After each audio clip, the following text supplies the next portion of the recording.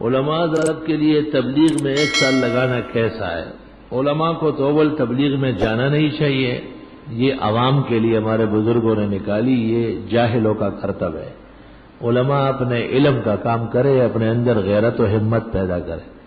تبلیغی گلی کوچوں میں بہت پھرتے ہیں، ان کی کوئی کمی نہیں ہے، اور اگر جانا ہی ہے تو پھر جتنی ضرورت ہو اتنی تبلیغ کرے۔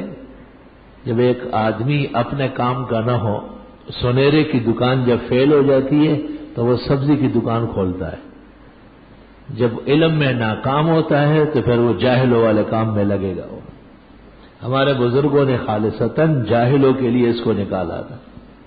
ہاں، اس ارادے سے جائے کہ ان لوگوں کو بھی عالم کی ضرورت ہے اور ان کو بھی مسائل سمجھانے ہیں، انشاءاللہ اللہ بڑا اجر عطا فرمائے گا۔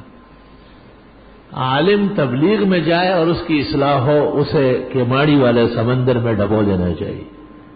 یہ امام بخاری اور امام مسلم اور احادیث رسول کی بدترین توہین ہے کہ وہ ان احادیث اور 10 سالہ نصاب سے انسان نہیں بنا، اب وہ 6 نمبروں سے انسان بنے گا۔ این خیالست و محالست جنو، ہاں اس حیثیت سے کہ اس کے علم کا استعمال ہو جائے۔